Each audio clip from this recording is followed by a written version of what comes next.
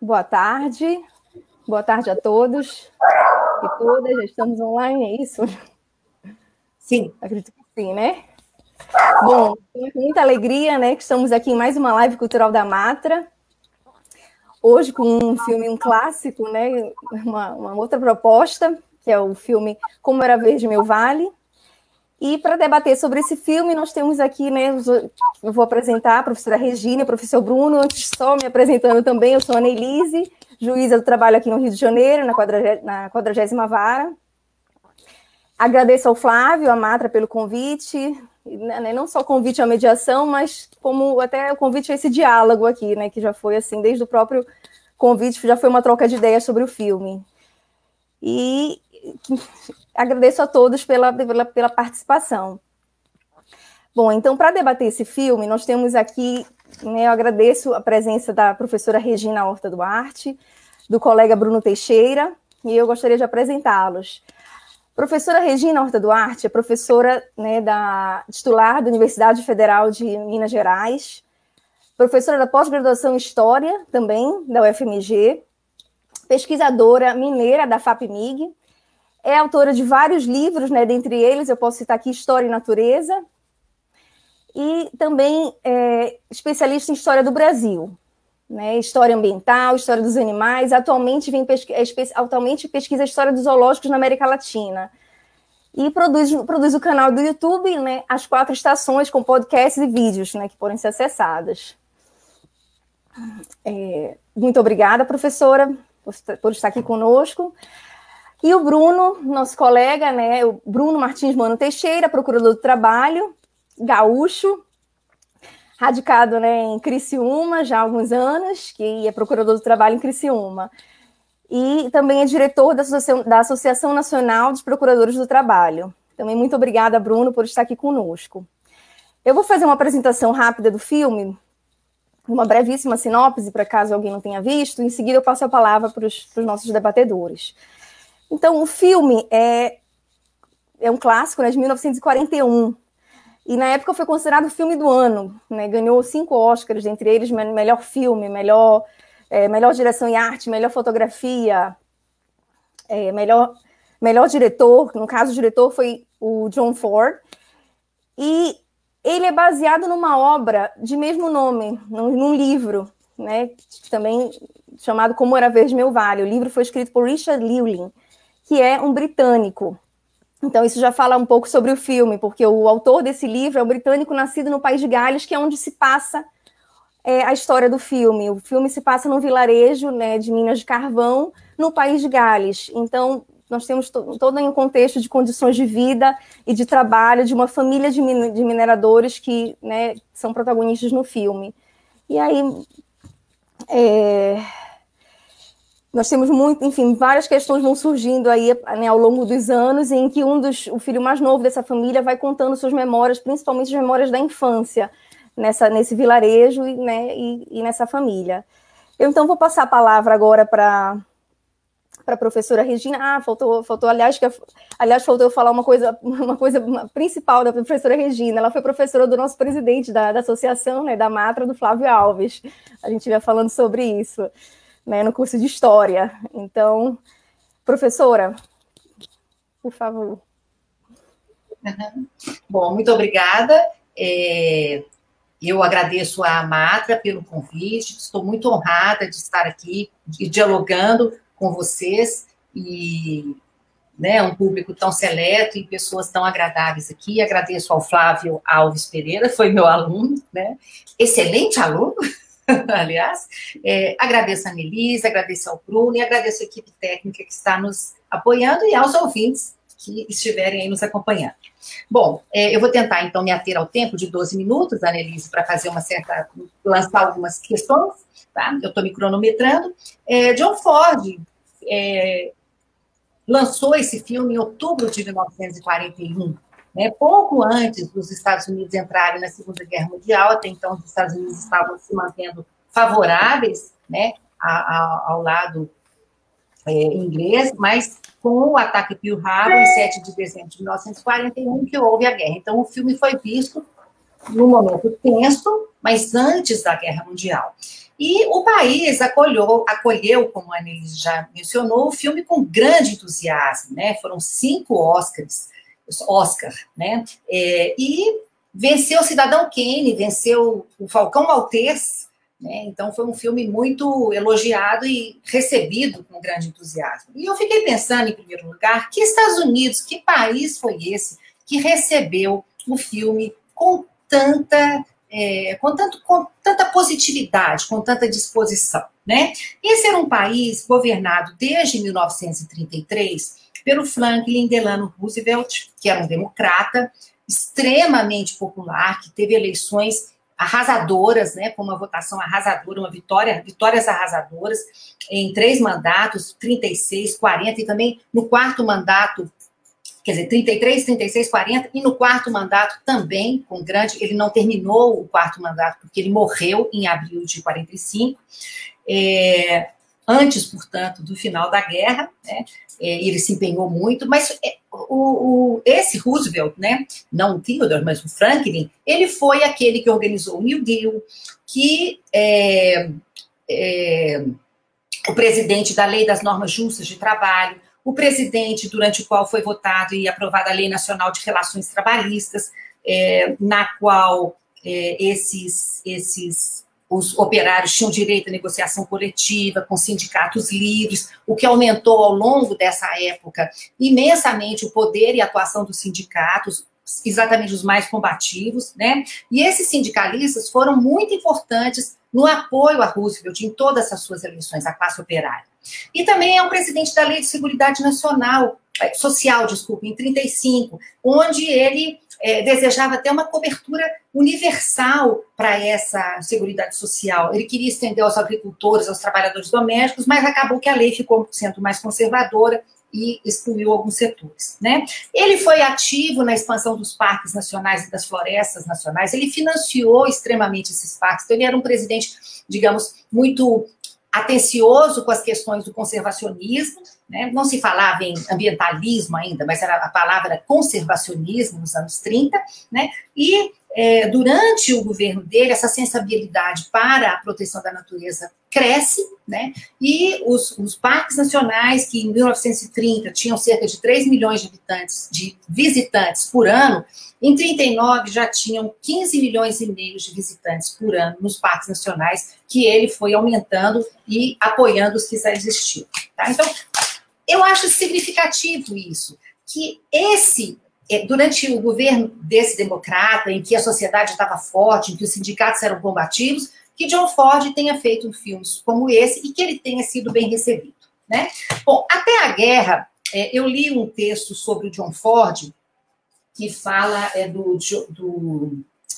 vou achar o nome do autor aqui, mas até a guerra, o John Ford era um cineasta considerado, digamos assim, com temáticas de esquerda, tá? Com temas sociais. Então, o filme que ele tinha feito um ano antes, em 1940, As Vinhas da Ira, né, que é um retrato da crueldade do capitalismo nas áreas mais rurais, a especulação da terra, a concentração da terra, a desproteção das pessoas frente a esse egoísmo, né, dos grandes poderosos, né?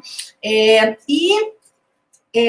1941 ele faz Como Era Verde Meu Vale, né, em que ele é muito bem sucedido e que ele trata de muitas coisas, mas eu vou escolher 3 temas principais. Eu vou fazer brevemente aqui uma apresentação desses temas que eu me disponho a discutir com vocês, e depois, no momento das perguntas, vocês voltam ao que o público, ou o Annelise e Bruno, voltam ao que desejarem, né, que eu fale um pouco mais, tá? Bom, então o primeiro tema é a natureza, o segundo tema é a mulher, e o terceiro tema é o sindicalismo, que eu vou destacar nesse filme.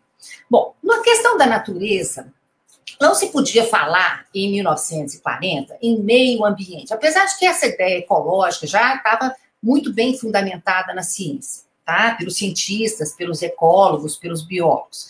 Mas, em geral, se falava de conservação, tá? Conservação da natureza, e o tema era natureza, a palavra usada era natureza. E o filme focaliza Como Era Verde Meu Vale, né? E é o tema que, digamos assim, é a coluna vertebral do filme, né? Uma das colunas, acho que talvez a principal, porque ela intitula o filme, e o filme lida com a destruição da cultura popular, com a destruição da natureza, com a destruição do vale, com a destruição da família, né? Ao longo daquilo ali, em torno da distribuição dos vales que eram verdes e vão se tornando, ao longo do filme, na fotografia, eles vão se tornando enfumaçados e destruídos, né? Certamente, pelo quê? Pela indústria extrativa do carvão, e essa região do sul de Gales era realmente uma região muito, muito importante na indústria do carvão, da extração de carvão e nas indústrias de fundição que alimentavam toda a indústria na Inglaterra, no Reino Unido, né? Já que o país de Gales é parte do Reino Unido. E há uma idealização muito grande. Na verdade, aquele vale verde ali no início do século XX, né, talvez ele já não fosse tão verde, porque a extração do carvão ali já se fazia desde final de 1870, mais ou menos. Né? No Reino Unido é antes, né, com a Revolução Industrial.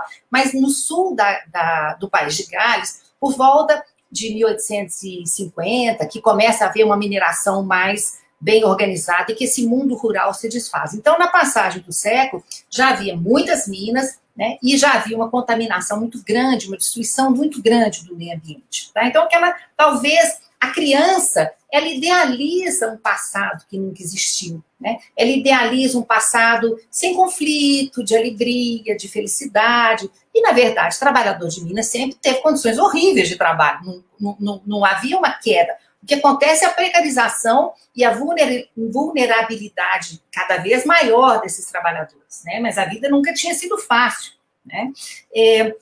E ali o filme vai tratando da questão da exploração dos seres humanos, da exploração dos recursos, o vale e as cenas vão se esfumaçando, as flores que aparecem em duas cenas principais, dele com o pai no início, e depois ele conversando com o padre, no dia que o padre leva ele para dar um passeio, quando ele se recupera de uma doença, e que eles estão num ambiente bastante bucólico, e naquele momento, né, nesses dois momentos, há o verde idealizado, e depois eles vai mostrando a fotografia cada vez mais poluída, né, das imagens de tudo mais sujo. As pessoas vão ficando sujas, né, os rostos vão ficando sujos. No início, eles chegam em casa, se lavam todos, né, tem o ritual do banho, e ele até fala, eles lavavam, tiravam a pior sujeira, né, mas alguma ainda ficava. E a poeira que ficava, a sujeira que ficava, ela era invisível, porque ela ficava, e isso o John Ford não aprofunda no filme, ele aprofunda muito a questão dos acidentes de trabalho, que tem a ver, né, com a falta de cuidados ali, com a geologia local, e a contaminação das paisagens e a exaustão dos trabalhadores. Né? Mas ele não trabalha tanto com as doenças que eram já conhecidas no século XIX, que é a pneumoconiose, ou a doença do carvoeiro, porque os pulmões vão ficando pretos de fumaça. E essa doença foi sendo descrita pelos médicos ao longo do século XIX, existem artigos sobre isso, e às vezes médicos que trabalhavam ali no país de Gales, no sul de Gales, e que atendiam essas pessoas e que diagnosticavam vários tipos de males, asma, né, que esses homens iam tendo, né? Bom, mas a coisa mais importante que ele faz, nossa, meu tempo está acabando, é o fato de que ele alia a questão e nisso ele é muito atual, ele não dissocia a deterioração ambiental, a destruição da natureza, da injustiça social, da deterioração dos trabalhadores. Porque, na verdade, nesses ambientes de trabalho, quem sofre mais com a poluição, quem sofre mais com as condições de trabalho insalubres, são os trabalhadores, né? Não era o dono da mina, o Mr. Evans, que tinha pneumoconiose, né? Eram os trabalhadores, e na verdade, na mina que o ator, o escritor lá, Llewellyn, se inspira para fazer o livro que deu origem ao filme, realmente, o dono da mina se chamava Mr. Evan Evans. não são eles que vão ficar doentes, né? É igual hoje eu li no jornal que a Anvisa aprovou agora um agrotóxico que é associado ao mal de Parkinson e que os trabalhadores que vão aplicar, né, vão ter mais propensão a ter mal de Parkinson. Mas quem vai ficar doente é o trabalhador, não é quem decidiu que pode usar esse tal desse agrotóxico, né? Então são as doenças do trabalho. E vejam bem, tem outra cena que é a irmã casada. Quando a irmã se casa, ela vai morar no... Não, ela vai primeiro para o sul da África, onde havia mais minas de carvão, né? Ela vai para a Cidade do Cabo, naquela hora que ele desenha onde é que os filhos todos estão, né? Ela está na Cidade do Cabo. Mas ela volta lá sozinha, e ela virou uma mulher histérica e doente, ela renunciou ao seu amor e ao seu desejo, que ela gostava era do padre, né? Do pastor, aliás. E ela, a casa dos ricos, ela lá no alto da colina, né? Não é no vale, onde as pessoas estão sob a fumaça. Bom, eu gastei meus 12 minutos e eu fico devendo, então, para o debate abordar mais a questão das mulheres e a questão dos sindicatos, tá? E passo a palavra para o Bruno. Muito obrigada. Boa tarde a todos. Eu vou tentar ser bem breve assim nos agradecimentos, porque a gente combinou falar cada um só 12 minutos, e como deu para ver já na fala da Regina, os 12 minutos são muito curtos. Então, agradecer a todo mundo da ANAMATRA, do TRT da Primeira Região. É uma honra poder participar de um evento organizado por um órgão parceiro, né, do MPT. Eu brinco que a gente muitas vezes tem embates teóricos, mas nunca vamos perder esse caráter de parceria no nosso trabalho. E já então, adentrando na questão do filme, eu já vi aqui nos comentários, e a minha impressão quando eu vi o filme, eu não tinha visto antes desse convite, né, eu sou, ainda que eu seja um ávido por filmes e cinema, eu não sou exatamente alguém que acompanha muito os clássicos. Então, a primeira vez que eu vi o filme, eu fui anotando considerações, e à medida que o filme passava, eu ia ficando impressionado com a atualidade das questões trazidas no filme, né? Um filme que, como já foi falado pelas meninas, ele foi lançado em 41, e ele se baseia no livro de 39, mas ele trata do momento um pouco anterior ainda, né? Porque ele é narrado pelo filho mais novo, que quando conta a história está na faixa dos seus 50, 60 anos, então ele trata da virada do século.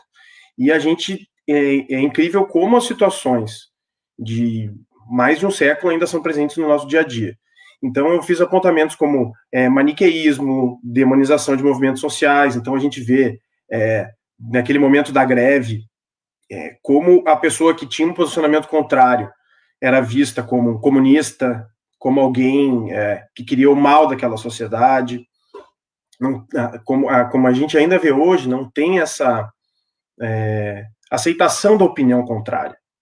As pessoas já no filme mostram essa tendência de excluir quem pensa de forma diferente, né? E a gente vê situações como fuga para outros países como uma solução. A gente ainda hoje no Brasil, a gente vê muitos, e imagino que no círculo de convivência de você seja assim como é no meu, em que muitas pessoas saem do Brasil em busca de oportunidade. No filme isso é bem retratado na questão dos filhos mais velhos, que à medida que os conflitos nas relações de trabalho ali na mina vão crescendo, alguns deles vão saindo em busca de oportunidades em vários países, né? A cena que a Regina apontou mostra filhos na África, Austrália, Estados Unidos. Então, é bem marcante assim esse êxodo em busca de oportunidades. O filme mostra situações como bullying, no momento em que o mais novo começa a frequentar a escola, ele é excluído pelos alunos que já estão há mais tempo na escola, porque ele é um menino do interior. O próprio professor pratica bullying com ele, né? Então, e aí eu acho que dentro do que é mais o foco do filme mesmo, tem as questões de precarização das condições de trabalho e degradação do meio ambiente, né?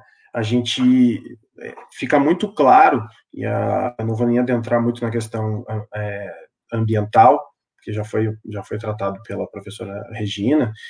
Eu estou agora até usando aqui o termo ambiental, ainda que a professora tenha brilhantemente esclarecido que na época se tratava do conceito de natureza.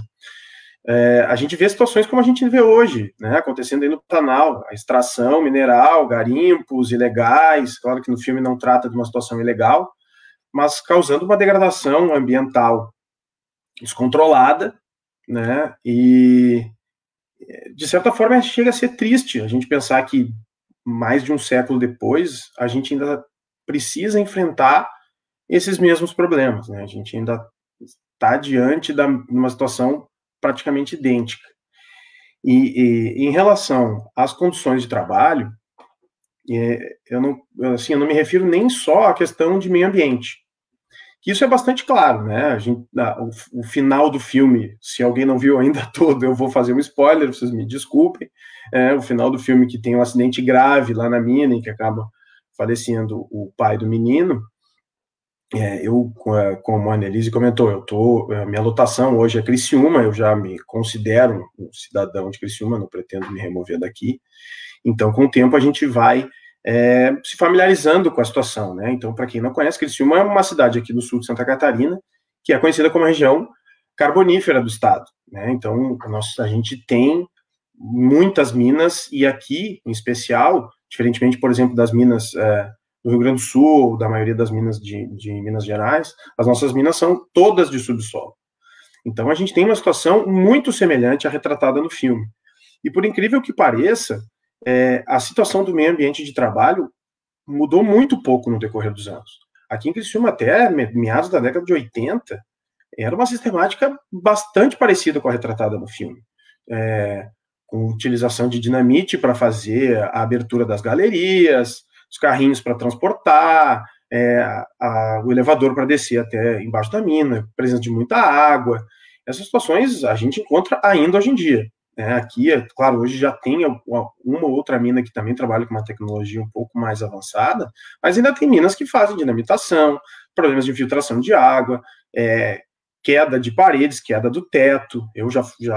Eu confesso para vocês, eu já desci, né, fiz inspeções em loco, em minas de carvão, e foi a única vez na minha vida que eu tive medo de morrer. Eu falei, eu vou morrer aqui, porque a gente ficava ouvindo barulho de pedra caindo o tempo inteiro.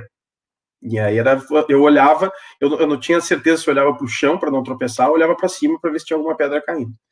Então, e aí fora isso, na questão da precarização das condições de trabalho, acho que um ponto que também dá para fazer um paralelo interessante com o filme é na parte em que, a partir digamos, a fartura de mão de obra, se começa a reduzir o salário dos trabalhadores. Então, hoje, ainda que a gente tenha algumas proteções legais em relação a isso, o setor do empreendedorismo está já olhando na frente, né? Então, eu, sem querer polemizar, mas já polemizando, a gente vê essa situação com os aplicativos. Os trabalhadores não têm nenhuma garantia, trabalham pelo que for. Viralizou recentemente até um vídeo de um entregador aí no Rio de Janeiro, né, num dia de temporal extremo, tendo que fazer entrega, e foi até entrevistado por uma rede de televisão, e ele falou, olha, né, o aplicativo diz que eu tenho que entregar, e acabou. Senão vou ser desvinculado do aplicativo. Então a gente vê como as pessoas acabam se submetendo a qualquer condição de trabalho, a qualquer remuneração, simplesmente porque não tem condições de conseguir algo melhor, né? E o filme retrata isso muito bem. O filme retrata também a questão do trabalho infantil, que hoje, infelizmente, é inacreditável que ainda seja discutido. A gente vê políticos do alto escalão fazendo barganha pela liberação do trabalho infanto-juvenil hoje no Brasil. É uma coisa que me deixa, de novo, entristecido, mas é inacreditável como em 120 anos parece que a gente evoluiu muito pouco, né? E agora eu já olhei aqui meu tempo também, estou já no limite. Eu vou... Também, assim, a gente tinha combinado realmente de falar pouco para permitir um diálogo maior, né, com quem está participando, porque a gente acha que enriquece bastante esse nosso encontro virtual. Então, de novo, obrigado pela oportunidade de falar. Tentei falar assim bem rápido para tentar falar tudo que eu queria. E vamos abrir para as perguntas de vocês. A gente está aqui à disposição. Obrigada, Bruno. Eu vi pedidos aqui para a professora Regina falar mais, acho que a Ellen pediu, estamos todos gostando, então a gente pode voltar. Regina e Bruno podem falar mais. Professora Regina, gostaria de começar para continuar? Eu posso abordar mais uma das questões e depois passo para o Bruno. Me cronometro aqui para não falar demais também. Bom, a segunda questão que eu pensei em tratar era das mulheres, né? Que é uma questão bacana, porque o filme, assim como, assim, o que eu tentei dizer é que na questão digamos, da natureza, o diretor e o roteirista, eles foram muito sensíveis de fazer esse paralelo entre a questão social e a questão da natureza, né? E a paisagem, né, os acidentes, né, mas também toda essa contaminação que vai acontecendo nos pulmões das pessoas. E tem outra coisa que o filme não trata, que era bom falar também. Uma das coisas que acontece no País de Gales como um todo é que essas condições e essas minas de carvão, elas não vão apenas poluindo o lugar onde elas estão, mas elas poluem, à medida que essa fumaça sobe, depois ela desce, toda a terra contaminada, os rios contaminados. Então, a quantidade de metais que essas pessoas que viviam ali, metais pesados, que elas eram contaminadas pela comida e pela água, era enorme, sempre foi enorme, tá? Bom, mas sobre as mulheres. As mulheres do filme, né, uma das coisas que o John Ford faz é que as mulheres do filme são fascinantes, né?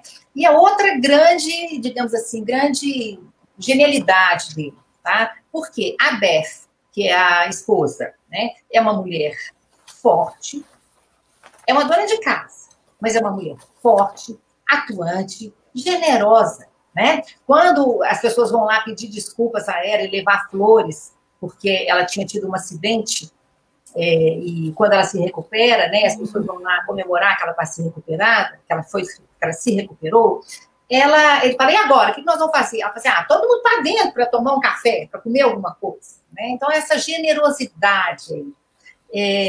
Então, ela é uma mulher de várias qualidades, mas ela é uma mulher também de briga, porque quando o marido dela é caluniado, porque o marido dela é contra a greve, ela vai lá no meio dos homens, ela briga com todo mundo, ela impõe a sua questão. Então, essa coisa da mulher do mineiro e das lutas das mulheres ali, ele focaliza de uma forma muito sensível. Tá? A Anghara, também a filha, né, que é solteira, ela é uma mulher que tem o seu desejo, que tem sua paixão, que deseja lutar quando os irmãos vão sair de casa, ela quer ir com eles, e que deseja, e que tenta lutar contra o seu destino da mulher, né? O que era uma mulher no início do século, né? Ela dependia do aval de um homem, então ela tem que renunciar ao seu desejo, ela acaba tendo que casar, né, fora do seu desejo, e depois disso ela até, coitada, quando ele vai visitá-la, ela fala com ele, agora eu sou uma mulher doente, eu tenho que ficar quieta, quer dizer, ela virou aquela mulher, né, de elite burguesa histérica, né, da histeria que os médicos tratavam. Ela vira uma mulher infeliz, né, e que mora no topo da colina, distante da família toda. É muito improvável que uma mulher, filha de mineiro, se casasse com o filho do dono da Hidra, mas aí tem a atriz, que é belíssima, né, então ela tem toda essa trama romântica, né.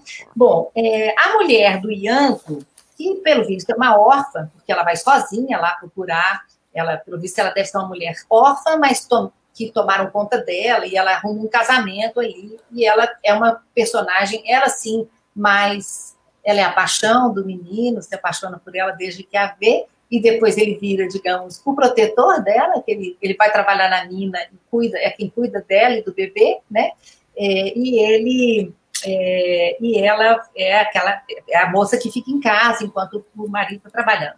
E tem a outra mulher, que é a mulher que tem um filho ilícito, né, numa relação amorosa ilícita, e que é julgada pelos diáconos, é expulsa da comunidade. Anghara tenta defendê-la, mas ela é sem voz, e ela some né, ela é maldita, né? Então, essa condição feminina aí é muito curiosa no texto, né? E o que acontece é que existem artigos sobre as mulheres dessas regiões de mineração. E o que acontecia é o seguinte, é que, na verdade, no Reino Unido como um todo, no século XIX, mulher trabalhava, não na mina, lá embaixo, mas na superfície, os trabalhos de superfície. E sempre mulheres solteiras, porque quando casavam, mandavam embora, porque ela ia cuidar dos filhos, e a vida das mulheres era mesmo, tinha que lavar a roupa daqueles homens toda suja, tinha que esquentar água para o banho, para os homens tomarem banho. E uma coisa que não aparece tanto, mas eu fico imaginando limpar, eu sou dona de casa, limpar a poeira da casa, naquela região de minério, né?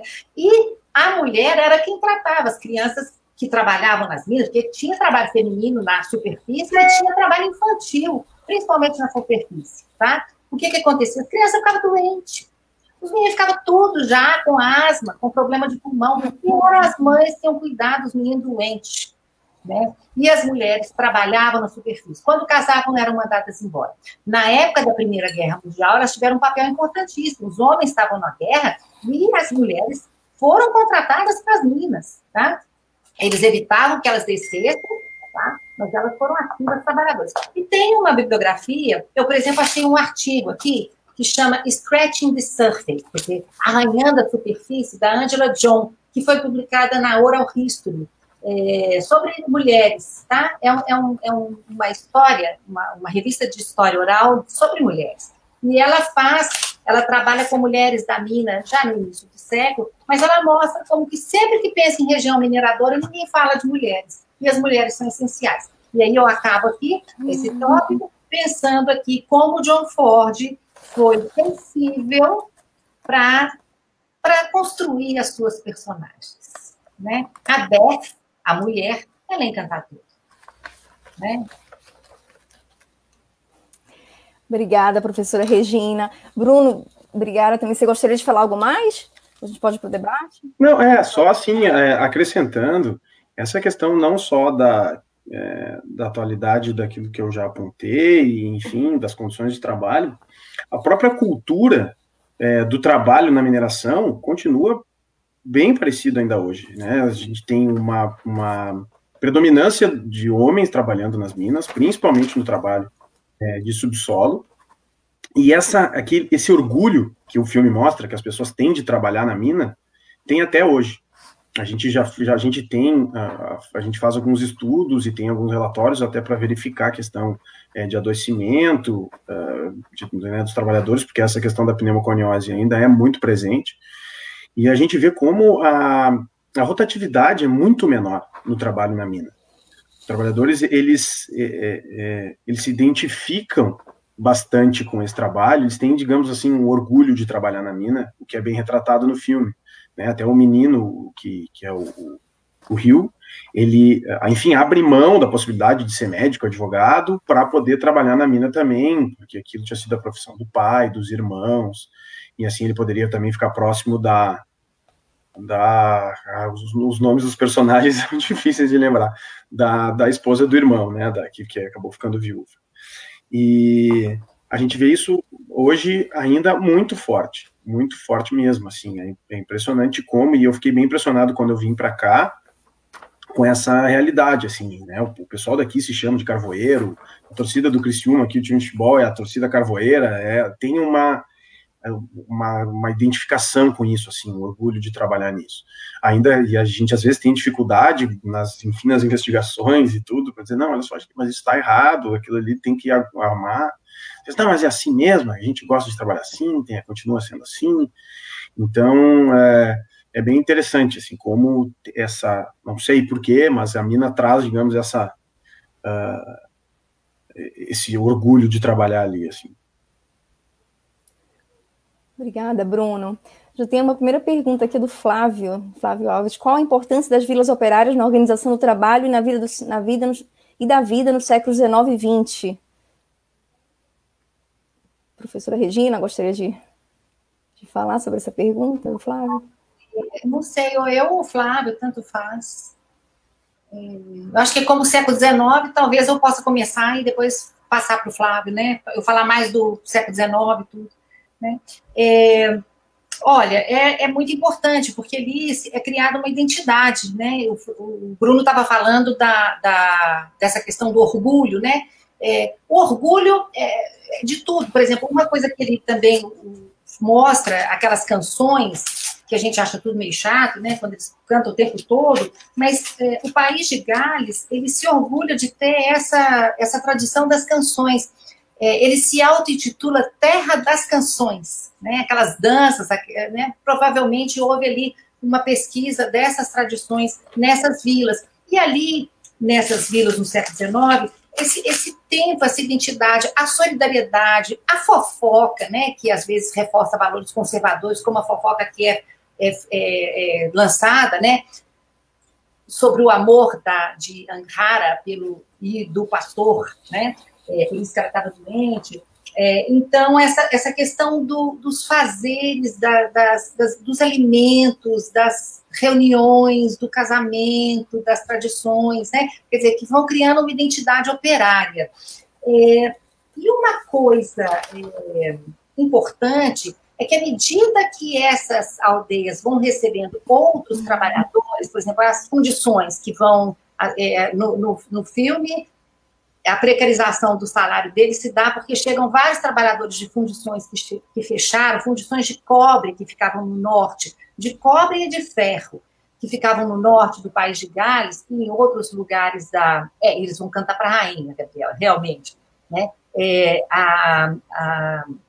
Aquelas fundições, os trabalhadores vêm de lá. Então, essa quantidade de gente que chega de fora, ou de outras regiões do Reino Unido, ou mesmo do norte do país de Gales, vai quebrar um pouco essa unidade que havia entre os trabalhadores ali, em torno dos seus saberes e dos seus tipos de atividades domésticas, e mesmo da sua religiosidade, porque eram comunidades realmente muito religiosas, né? Portanto, havia uma coisa assim, dessa coisa da tradição, né? O Llewellyn, que faz o filme, ele tinha nascido Richard Llewellyn, ele escreve o filme em 39, o livro, desculpa, em 39, tá? E ele se dizia filho de um mineiro, mas não era, tá? Era mentira. Ele nasceu em Londres e ele foi numa região que chamava Guildford Gore, que é no sul de Gales, e ele foi lá, conversou com os mineiros, fez umas entrevistas e escreveu o livro. Então, ele escreve o livro um pouco sem ter realmente uma vivência na sociedade de mineração de carvão, tá? Mas é ficção, ele tem esse direito. Né? Havia aí, no sul de Gales, 3.000 minas de carvão, cerca de 3.000 minas de carvão. No sul, se concentrava cerca de 2/3 da população. Antes era um país mais rural, no século XVIII, depois se transformou nesse país extrativista e de indústria pesada, né, de fundição, né? E há vários paralelos. Por exemplo, realmente, em 1907, teve uma explosão real nessa mina de Guildford Gore. O dono se chamava Evans, a família, e ele comprou o direito de explorar essas minas, são várias minas, e ele explorou essas minas como proprietário, como grande proprietário, riquíssimo, da década de 1870 até 1947. Então, tem vários dados aí que se colocam dentro da realidade. Então, essa é a importância das vilas, eu acho que é principalmente a questão da identidade operária. Você conviver com seus iguais, entender os seus dramas, se espelhar no seu orgulho do saber fazer, mas também ver as limitações e como que esses operários estão submetidos aí a uma situação de grande exploração e de grande injustiça, né? É verdade. Bruno, eu gostaria de falar algo? Eu posso já passar para uma pergunta? Não, acho que a Regina, ela até disse, não, eu vou tratar um pouco mais ali da questão do século XIX, mas isso no século XX é praticamente isso, assim, né? Traz realmente essa questão de identidade, talvez o filme também mostra um pouco a questão da solidariedade, né, que eles têm, tem aquelas cenas de divisão de comida, enfim, é bem isso aí mesmo. Uhum. Sobre essa questão do orgulho, acho que o Bruno falou também, a Regina falou, tem uma cena no filme em que quando o filho termina a escola e o pai pergunta, e agora, o que segue? Eu acho que até a Gabriela falou do trabalho infantil, e aí o pai pergunta, né, se vai para alguma faculdade, se vai ser, né, ou vai procurar algum emprego respeitável, né, chega até a citar o caso de médico, advogado, e o que o filho diz, né, que vai para as Minas. Enfim, aí tem uma questão, segue um diálogo no filme em que a mãe pergunta se o trabalho do mineiro não é, né, em Minas Carvão não é, por que não é respeitável, se por acaso eles são criminosos. E o pai coloca que antes, na tradução, né, na hora dizem que antes o salário era bom, né, que havia um bom dinheiro e havia igualdade. Né, e daí até esse orgulho, eu sei que esse orgulho permanece até hoje, mas a questão que eu coloco para vocês é, se hoje a gente tem uma realidade não só de baixos salários, que na época do filme já mostra isso, que, né, o salário vai reduzindo, e uma realidade de desigualdade social, que gera um círculo vicioso de criar empregos precários e até mais trabalhos penosos, e como no filme mostra, o próprio filho continua, né, com esse tipo de trabalho, que perspectivas, como é que a gente pode pensar em soluções, né, ou como lidar com essa questão de como combater esse tipo de trabalho precário, esse trabalho penoso, essa penosidade que pode ser combatida ou até formas de prevenir essas condições de trabalho. Posso começar, Regina?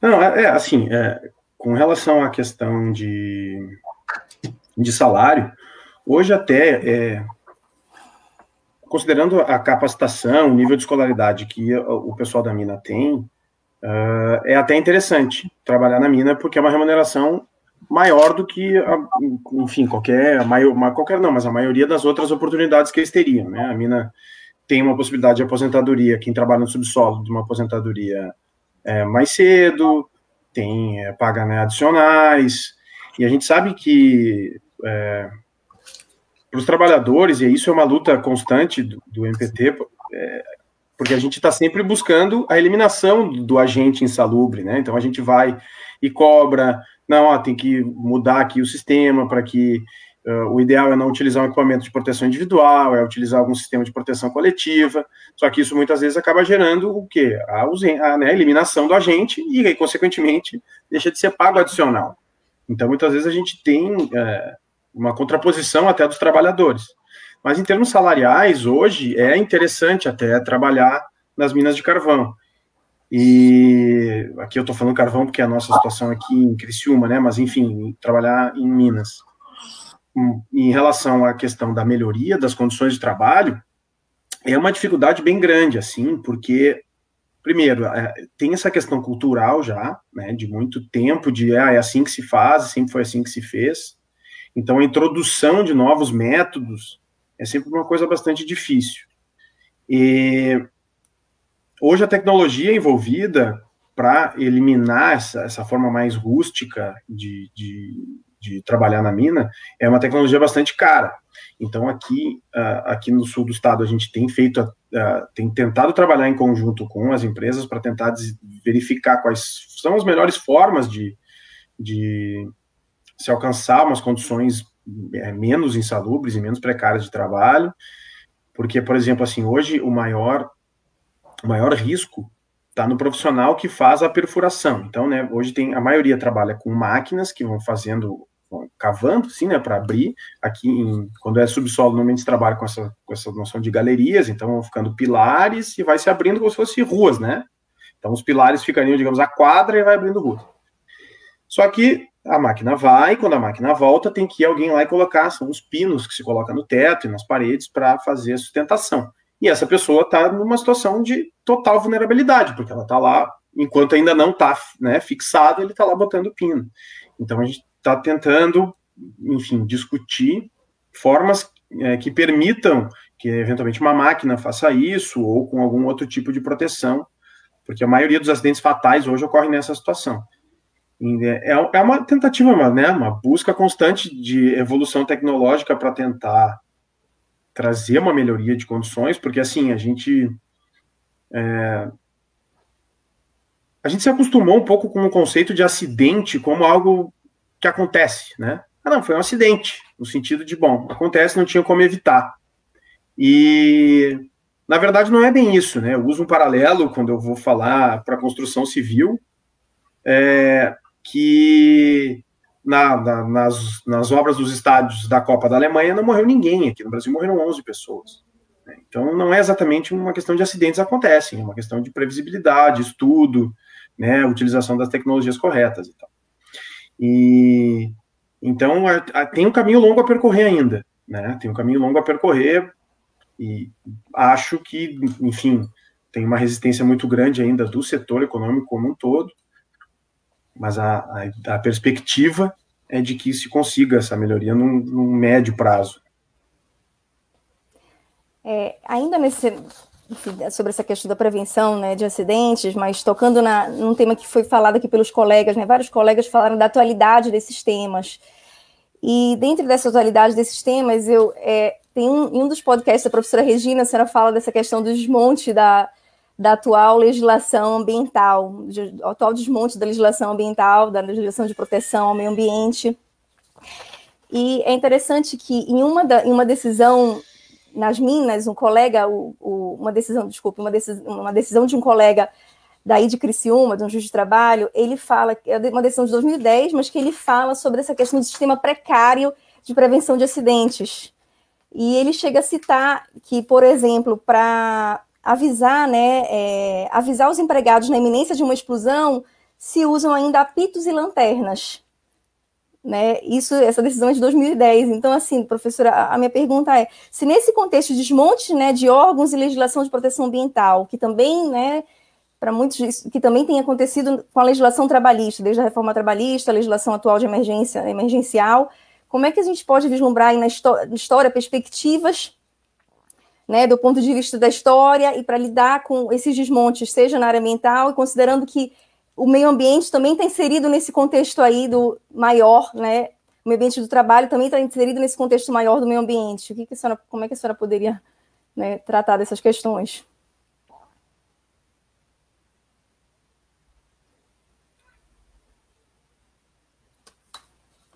Regina, está no mute ainda, no teu microfone. Nos dois temas, tanto no que o Bruno falou, a primeira pergunta, né, o que pode ser feito, né, tanto agora na questão ambiental, vocês são juízes, procuradores, eu acho que vocês têm a ideia, vocês têm uma atuação muito prática, né, o historiador não, o historiador ele ensina, ele pesquisa, ele escreve, né, ele fala, né, em meios, tenta divulgar o conhecimento que ele produz. E eu acho que nas duas, tanto na questão da precarização do trabalho, quanto na questão ambiental, a única solução é política.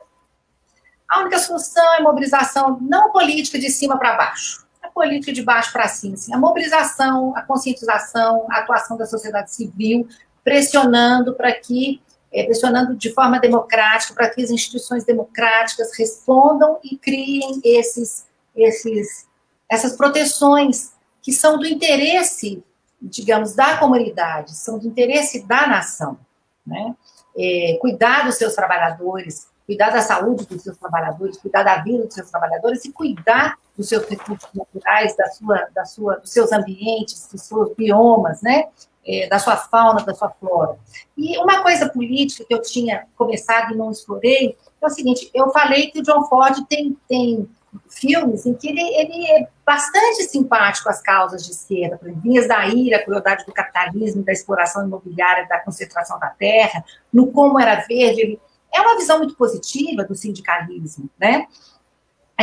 E ele é um autor que se chama Bob Pitt, tá? Que escreve sobre ele num artigo. Esse é o Kyle Smith, ele escreve na National Review sobre como é que o John Ford oscila politicamente. Então, no início, ele é uma pessoa muito contagiada por esse ambiente republicano e protecionista do governo de Roosevelt, e eu acho que é esse predomínio que faz com que o filme seja tão bem recebido, né, pelo público e pela crítica. Mas depois, em 41, começa a guerra, em dezembro, e em 42 até 45, John Ford foi para a guerra. Ele serviu como fotógrafo e cinegrafista. E esses críticos de cinema, eles veem uma certa mudança do posicionamento, até político, dos filmes do John Ford. Ele se torna mais conservador, ele se torna aquela vitimização do oprimido, aquela empatia muito grande com o oprimido, dá lugar, segundo eles, a código mais de honra, de dever, de lealdade, maior nacionalismo, né?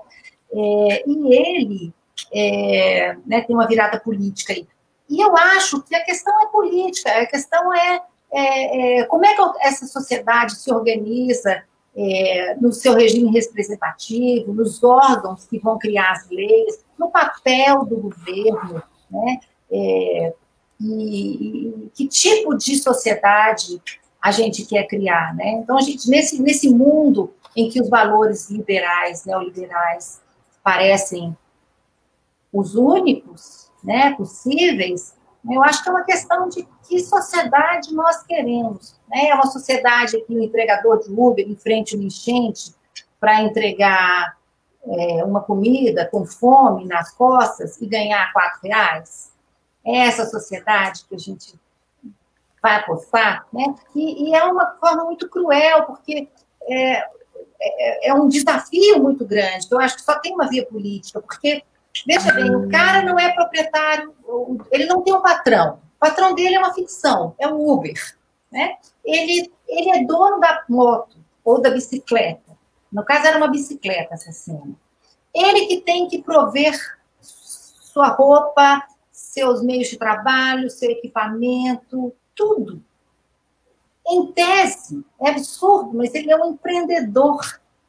Então, assim, é uma ironia, né? É um empreendedor.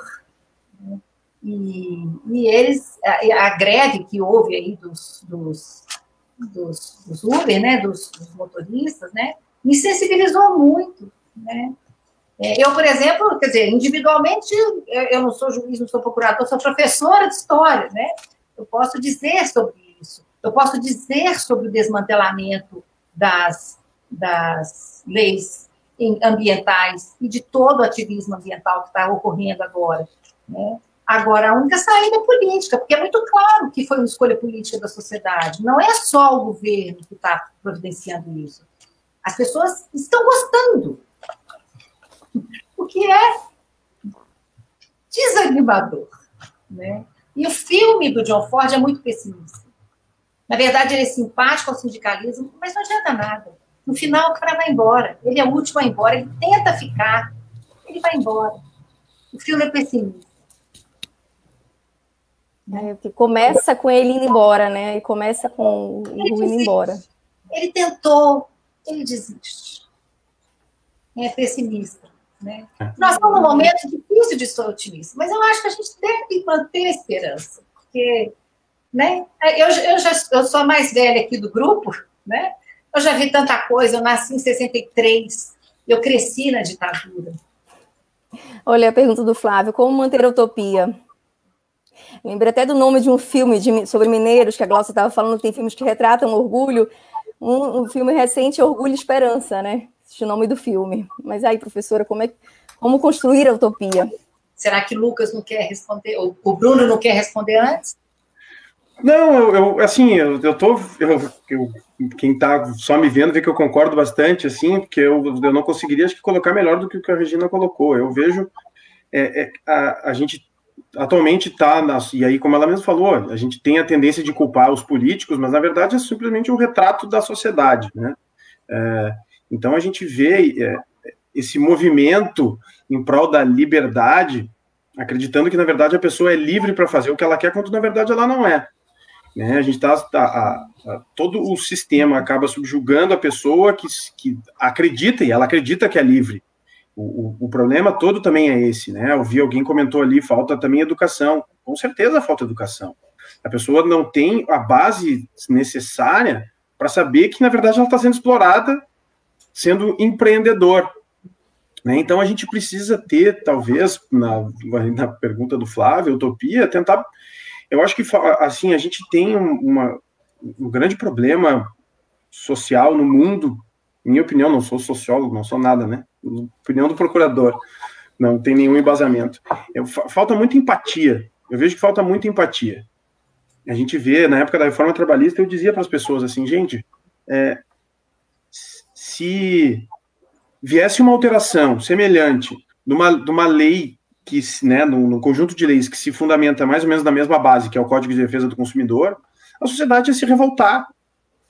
O Código de Defesa do Consumidor, ele parte de uma premissa basicamente igual à das leis trabalhistas, né, de que tem duas pessoas numa relação em situações diferentes, em situações de ausência de equivalência na relação.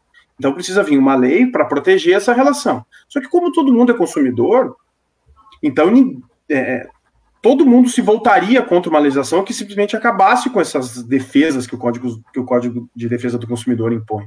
E na CLT não, porque eu não sou empregado, eu sou um empregador, então eu quero que o outro se lasque. Então eu acho que falta muito essa empatia, assim, para que a gente busque essa utopia que o Fábio perguntou. Bom, estamos nos encaminhando para o final, né? Eu só vou colocar aqui, aí se quiserem comentar, vou passar para a professora e para o Bruno fazerem as considerações finais, e só para podermos, enfim, concluindo aqui, lembrar um comentário que a Gláucia fez aqui, né, que foi justamente sobre esse orgulho, sobre orgulho de trabalhar nas minas, né, e esse filme recente chama Orgulho e Esperança, é interessante até associar com esse filme Como Era Vez Meu Vale, para ver as diferenças, né, Como Era Vez Meu Vale, por exemplo, a gente realmente nem vê questão de comitê de segurança, já no Orgulho e Esperança isso já aparece, e sindicatos extremamente fortes, enquanto no Como Era Vez Meu Vale não tinha nem sequer sindicato construído ainda, isso foi até uma questão, né? E já no Orgulho e Esperança a gente vê esses sindicatos fortes, essa questão da empatia, não só sindicatos fortes, mas como também olham, né, se colocam no lugar do outro. Então, com isso, aí eu vou passar a palavra para a professora Regina e para o Bruno, se tiverem considerações finais para fazerem. Tá, então é para a gente terminar aqui, né? Bom, eu quero responder a pergunta do Flávio. Tá? O Flávio foi meu aluno quando eu tinha 24 ou 25 anos. E você falou como manter a utopia, como construir a utopia, né? Eu acho que a gente não pode... A utopia, a gente tem que saber que ela nunca vai se realizar. A gente não pode ser otimista, né, poliana. Mas, ao mesmo tempo, a gente não pode abandonar a utopia, né? Eu trabalhei 31 anos, dando aula em graduação, sala de aula, e eu sempre julguei, eu sempre considerei que estar numa sala de aula era uma atitude de luta na minha vida. Eu dei aula como quem luta, a minha vida toda. E cansei até, parei de dar aula na graduação, porque eu fiquei cansada de tanto menino. Mas, assim... Eu sempre pensei que eu não podia roubar o sonho dos alunos. Eu não podia passar para eles nem um otimismo imbecil, nem um pessimismo derrotista. Porque como é que você dá ao jovem uma mensagem pessimista? Né? Você tem que dar uma mensagem realista. Olha, está tudo uma droga, né? Está tudo difícil. Porque não há como pensar que não está tudo impossível. Mas, ao mesmo tempo... Se não há utopia, se não há esperança, a gente fica paralisado. Então, vão para casa, ou vão para o clube, para que ficar estudando? Né? Para que gastar o tempo? Né? Só para arrumar um emprego, ter um emprego, de dar para aula o resto da vida, né? Então, assim, a gente precisa manter a utopia. Assim, a gente tem que tomar o nosso trabalho, o nosso dia a dia, nossas atitudes, como uma luta. Né? É uma luta política, ela é cotidiana, ele nos mostra lá a luta cotidiana daquelas pessoas, a luta das mulheres, a luta dos homens, né? A luta do padre, né? Do pastor lá, que era um pastor bonitão, né? Quer dizer, as pessoas lutando por seus ideais. E eu me recuso a perder a esperança. Eu me recuso a abandonar a utopia. Mesmo eu estando achando que as coisas... Papai, hoje eu tenho um pai de 93 anos, que eu cuido alguns dias da semana dele, e hoje ele estava assim, nossa, Regina, está muito calor, está tudo difícil. Eu falei, papai, vai piorar. Ele falou, vai piorar? Eu falei, vai, papai, vai piorar. Né? Porque vai piorar.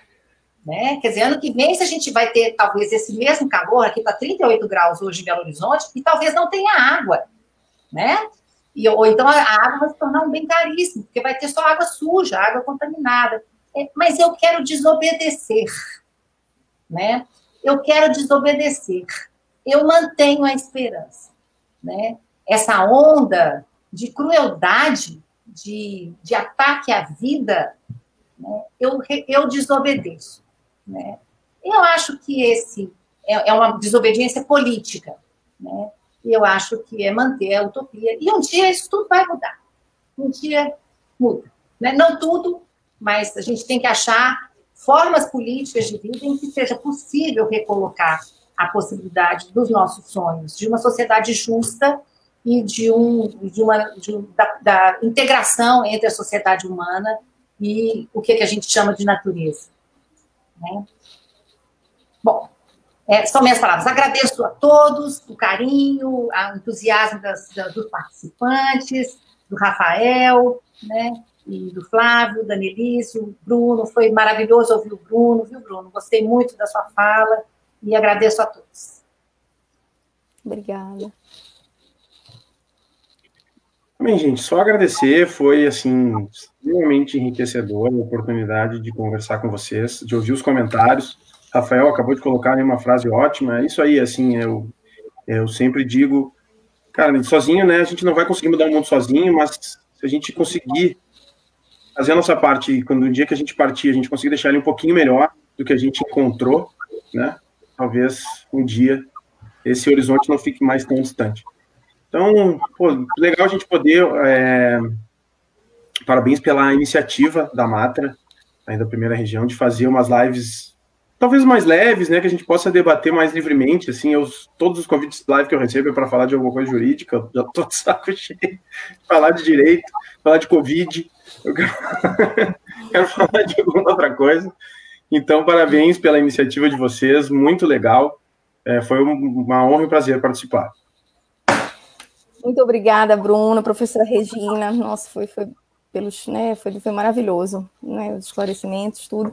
Eu queria agradecer também mais uma vez a Matra, diretoria cultural, né, que está aqui, até a Gláucia, a Ellen, diretoria da Matra, tudo aqui, né, tem colegas aqui, todos os colegas aqui também estão participando, e já convidá-los para a próxima live da Matra, né, que vão ter 3 colegas nossas que vão estar aqui com vocês semana que vem, na sexta-feira, que é a desembargadora Maria Helena, fazendo debate junto com a colega Aura Sampaio e a colega também Benimar Medeiros, que vai estar na mediação. Elas vão estar falando sobre o filme Os Miseráveis, aqui na sexta que vem. E é isso, muito obrigada. Obrigada a todas, uma boa noite. Jéssica também, muito obrigada pela ajuda e por tudo aí, todo o apoio. Obrigada a todos e a todas.